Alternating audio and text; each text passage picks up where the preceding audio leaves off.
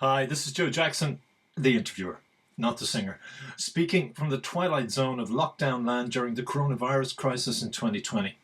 What you're about to hear is the first 20 minutes or so from the Joe Jackson tapes revisited Eamon Dunphy, a 1-hour radio show I made in 2018. However, for reasons that are too legal to disclose, the show was never broadcast by RTE, Ireland's national radio station, who had commissioned the series. It's a shame, because many people claim that the 1996 interview I did with Amo was the best he gave and the best I ever did.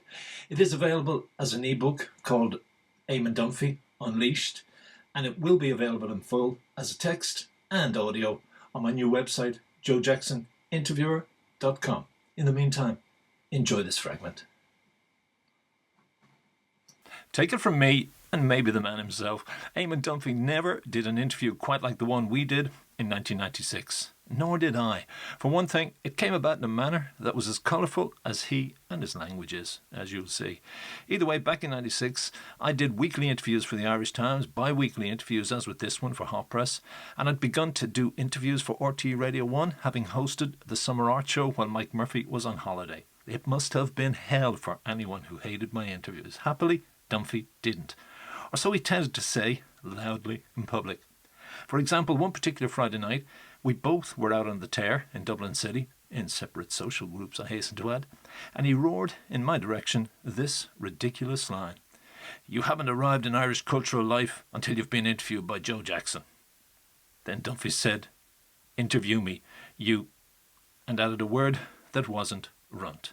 And so, if only to stop the guy making a holy show of me like that in public, I finally agreed to do the interview. In fact, over a 2-day period, we set on tape no less than 11 hours of material, and Amo turned out to be a gracious and a giving interviewee. During another interview 4 years later, this time for the Sunday Independent, he compared that first experience to participating in Professor Anthony Clare's BBC radio programme In the Psychiatrist's Chair, swore he'd never do such an interview again, and didn't, even with me. But in this show, I want to focus primarily on, you guessed it, the psychology of a multidimensional man who too often, in the public eye, is reduced to one dimension, or no dimensions at all. That said, what most people seem to remember from the 1996 interview is Amo ripping into public figures in the same way he'd savaged them during his tenure as what even he himself has come to call a boot boy for the Sunday Independent. Eamon paid a price for playing that role, as did the newspaper. So let's hear some of Amo's greatest hits, or misses perhaps. The first exchange was used against him during a case in the High Court. Did you ever threaten to break Clinton O'Toole's legs? No, I never did. I heard you had. No, I You made a phone call to him. No, and said, I "Watch did your make a ass. phone call. No, Watch your back or else. No, I tell you don't know exactly. where you're walking. No, I rang him up when he wrote a piece about Anne Harris and Angus, which was vicious. And I said, Fintan, you know this isn't true. And this is an attack on a woman. It's sexist. I mean, his theory was that Owen Harris ran the paper. Yeah, that's what. Yeah, including yeah. me. And Yeah. if That was all brainwashed. If only you fucking knew. I mean, Angus thinks he's a dipstick. And I rang him up before I wrote the piece, and that I said, Fintan, why did you do that? And he started to justify himself. What I said to him once he started dissembling, I said, Fintan, I'm going to fucking have your baby next fucking Sunday. And he said, don't threaten me. I said, I'm not, I promise you. And I did it. Oh, yeah, and I did it. It's a very skillful piece of work. I was able to write the line, Yeah, I know. Fintan O'Toole told a lie. If you were to level the accusation at Sunday Independent about depiction of travellers, take that accusation, lay it on Roddy Doyle and his depiction of the Dublin working class as moronic. What Roddy Doyle has successfully done, he's offered caricatures of working class experience, given them dialogue and sold them abroad. He's also sold them to the middle classes here. I mean, if you read Dickens, I mean, some of it is the squalor and all of that is there, but there are also recognisable heroic characters even. There's nothing like that in Roddy Doyle's work. You were not serious about Seamus Heaney, we know that. I was serious about You Seamus Heaney. can't be serious describing his poetry as mediocre, semi-literate claptrap, and his output is patently bogus. The thing about Heaney is important. He's a creation of American academia. He is primarily an academic. His poetry doesn't stand, scrutiny. It's whimsical. It avoids the big questions about existence in the way that Kavanagh or Auden or Larkin, or Betjeman used to be criticised for being too lightweight, too populist. Betjeman is like Shakespeare compared to this guy. I don't like Bono's preaching and proselytising. But I see Larry. I mean, Larry. I saw Larry once there at dinner for the Irish team and sat with him and had a few drinks with him, and he's a smashing guy. And Adam's grand guy, you know. I think Bono is superstar, but there's a cure for that. Gay Byrne should have stopped. He's gone through the same post-achievement syndrome as Jack John. He should have stopped, should have given it up, gone with dignity. He's made a complete fool of himself. Yeah, you see, those guys, it's over for them. For who? For Pat Kenny and Gay Byrne. It's over. Why? Yesterday. No one listens to them. No one's. But they're still... Yeah, when this was suggested by the statistical survey recently, they quickly came out to say, Joe, we're still the most popular people in Ireland. Because they're the only show in town. They're the only national radio. They're the only national television. RTE will be a dead station in 5 years' time. They'll have no listeners. Have you any vested interest in a forthcoming station? I certainly have not, because most of the people that are bidding, including the Irish Times, I'm on the blacklist. Blacklists or not, within a few years, Eamon Dunphy, who during this interview said he saw as vital the establishment of other national radio and TV stations to compete with RTE, would be broadcasting on the newly formed Radio Ireland and had a TV show on TV3. But okay, let's get back to the start of the 1996 interview, which I deliberately kicked off with a set of provocative questions. I've never believed in the predictable premise of keeping your hard questions to last. But first, for those who don't know the man's biography, here are a few facts. He was born in Drumcondra, County Dublin, in 1945, attended St Patrick's National School, began playing football at the age of 8 or so, left Ireland at 15 to become an apprentice at Manchester United, never made the first team, but he did play midfield for York City, Millwall, Charlton Athletic, Reading, Shamrock Rovers and the Republic of Ireland. Eamon then returned to Dublin in 1970, and after retiring from football he began writing about the sport for the Sunday Tribune. Later again he wrote about football and current affairs for the Sindo. Dunphy has been married twice and is the father of 2 children. By the way, he and I chatted on tape for about 45 minutes before I said, let's go. The response as to why you are perceived to have so much vitriol in your writing and in your nature. A knee-jerk rebel in adolescent sense, outsider since childhood, self-conscious about height, spindly frame, poverty. Definitely outsider since childhood. Definitely nothing to do with height. I'm not that small. Okay. I'm taller than John Giles. I'm as tall as George Best. All right. Okay, that's that out. Spindly. No. I don't have any problem pulling birds, Joe. Have a look. So that's not it. What were the others? Poverty. Certainly very much a formation of my character was my childhood. It wasn't poverty per se, but Drumcondra, as you know, wasn't a poverty area. Right. Drumcondra was genteel, lower middle class. But we lived in a tenement house in Drumcondra. My mother had to fight for... Yeah, I do want to go in. Don't tell me that. Okay. I think that was... Yeah, my mother was a great... It's the core of the formation of where I'm coming from. Yeah. I get the second sense of why you have this kind of, whatever is in your nature. Failed footballer, failed to make it as a coach, probably applied to the manager of the Irish team, was told to fuck off. None of those things are true. Played for Ireland 23 times. I was a good journeyman pro in a very good, what would now be first division, what was then second division team. The only job I had in coaching was coaching London University for a year, which was the most successful year in their history. But aspirations beyond that were not realised in coaching? Well, no. I mean, in fact, I came home with John Giles because I wanted to come home and live in Ireland. Right. To coach, though? Did you want to continue what you had been doing for that year? Oh, I was very ambitious to coach and teach. Right. I mean, I thought that was my true vocation. Yeah. The trouble was that because I'd been an agitator for reform in soccer, in through the union and outside the union, because I'm not an institution person, a lot of club chairmen just said, well, you can have nothing to do with him. So it wasn't your failure per se, it was the failure of the system to adapt? Well, I'd be perfectly honest with you about everything. What actually happened was I came home with John Giles, and he was then the big thing in English coaching and management. And we came back, first of all, because we wanted to live here, and secondly, because we knew the English soccer system was so corrupt, so spivish, so impossible to work in without corrupting yourself. Okay, all right. And we wanted to try and create something new. A year into it, back here, I realised you can't do this. We wanted to create a great club in Dublin. Right. And the League of Ireland was a disaster. Was it as... No, it was just... It was... John wasn't popular here. He's a great guy, but somehow an impression of him as a mean-spirited, probably because he was to do at Leeds, and Okay. the testimonial match here, which was 0-0, and everyone thought they were ripped off, and Alright. he wasn't good with the press, Right. and so on. And so... And were you? Had you got a fandom? Had you got a street following? Had you got credibility? No, I was just a sort of second division footballer who'd played on a lot of losing Irish teams. Okay, all right. I didn't. When I finished playing in England, the Times offered me a job, soccer correspondent, All right. the London Okay. Times. So Okay. it was a big right. thing to turn All right. down. Okay. And I turned it down to come back and work in the League of Ireland. I realised I made a mistake. And after 6 months here, Millwall actually did offer me the job, which is the job I'd always Okay. cherished. But you didn't want to go back. Well, I said, how could I do it? My kids had come. Right. I'd committed myself to John, and I said no. So I certainly wasn't a failed coach.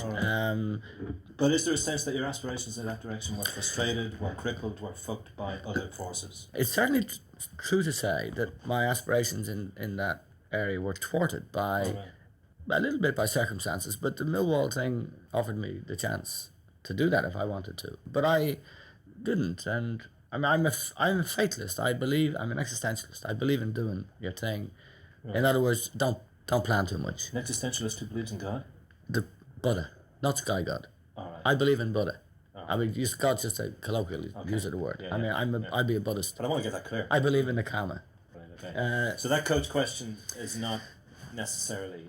No, it's a valid question because I think a lot of people think it. Yeah, a lot of guys think that thing, and I mean, Jack, in his own clever way, portrayed me as a bitter little man because I hadn't done all these things. No, but I think it has this validity in this sense that when I'm writing about soccer, when I'm making an assessment or a judgment about the game and about how well a manager's doing or a player's doing, I think it's not a frustrated guy who couldn't do it. I think it's a guy who can see it so much that your judgments are very severe. So I think there's a core of truth in that. I think it's like, for example. So you're as severe as a coach would be on the pitch.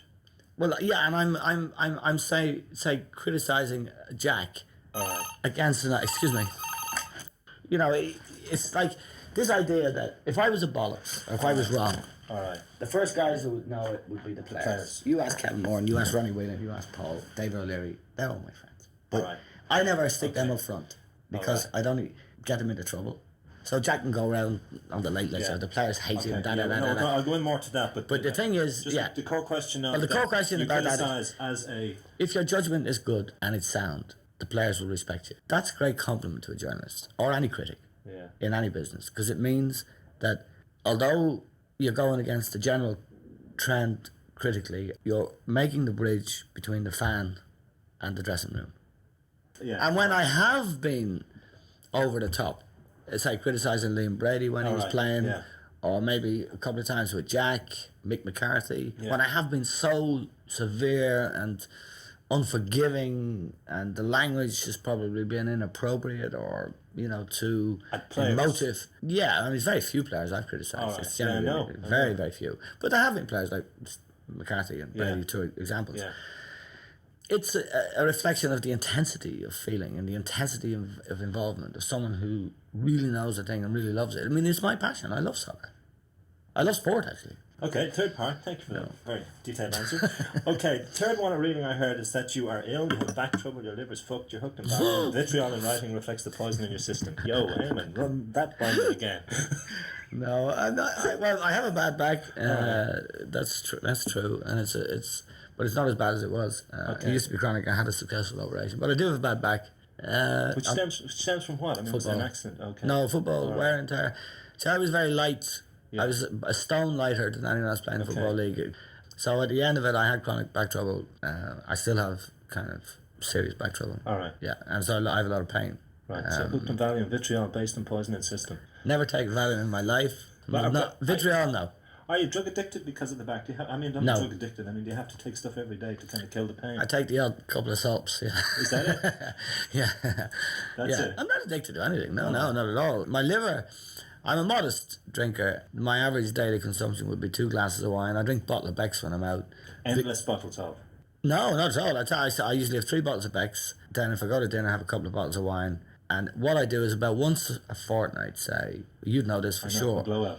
Yeah, big time. Yeah. Because I do sort of, the work is intense. and some of it, like, I give a lot, and then I need to go boom. But I know exactly what I'm doing. Right.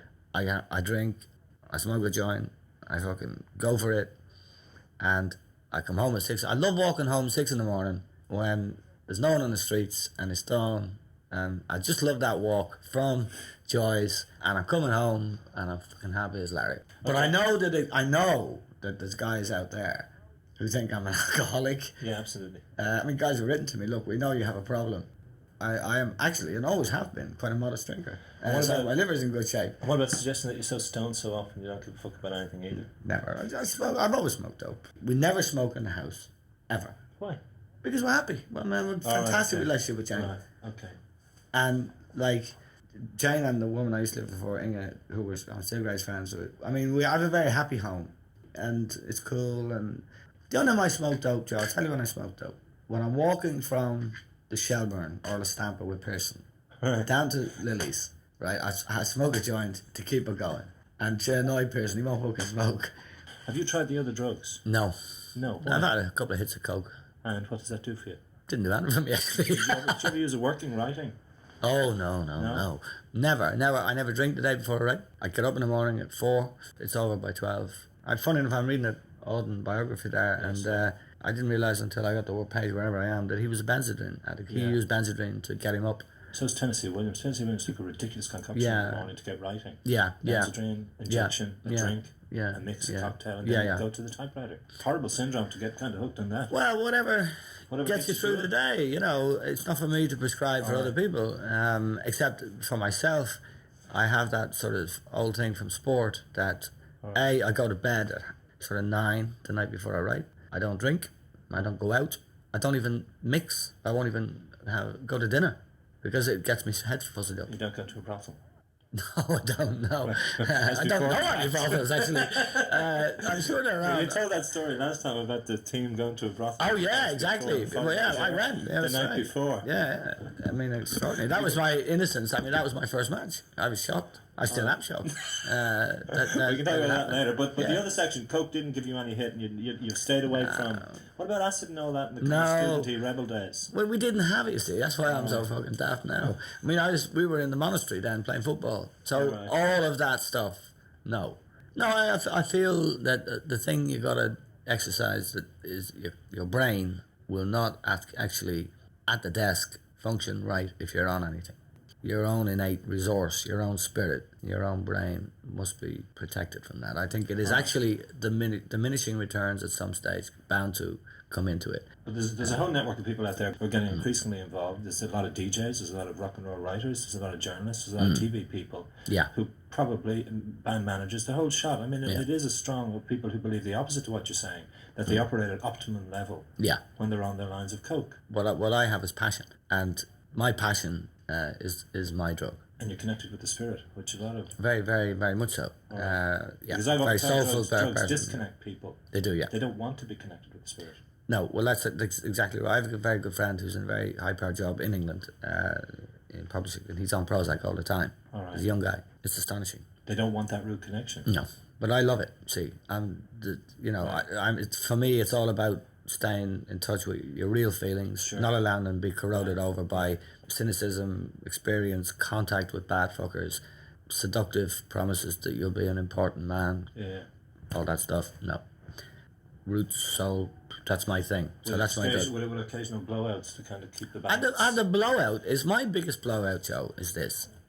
I'm never drunk. I'm always laughing. Because I it's so serious, the gig. Like, you're doing your... It takes me a week to work out a column, right? And then I just go out and I have a lot of fun. Frivolity. Right? Yeah, absolute total frivolity. Goading guys, winding them up, messing, flirting, looping around the place. And there's a lot of nice people that you and I know out there, like, say, Gene, whatever. And you can't really enjoy it if you're legless. But you pretty much, what you've just described is still very much an outsider to everyday society in every way. Yeah, but like, you work from home, you go out when you choose to, you don't connect with the people you don't feel you want to be connected with, you don't want to be connected with, so it's very much still retaining your maverick or outsider status. Yeah, I mean, I am a complete loner. I'm a very cold person. What does cold person? Yeah.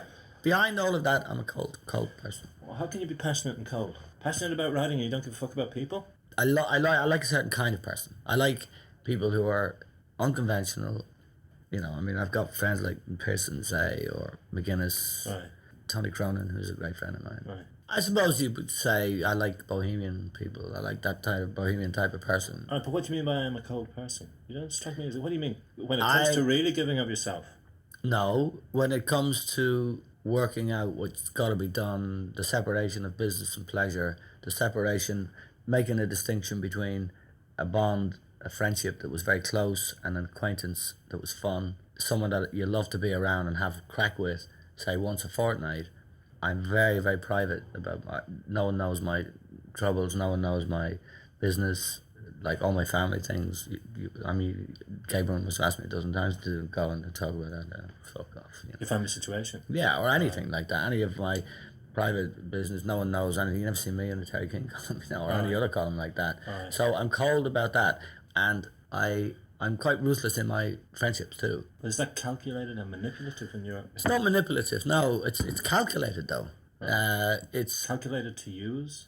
no, absolutely not. I think friendship is for mutual pleasure. But I'm not a kind of mindlessly jolly, passionate guy. You know, I'm a tough fucker, and I'm a tough fucker in work. I have to be. Were you always that protective about your emotional core? Yeah. Were you? Yeah. Going right back to childhood? Yeah. Why?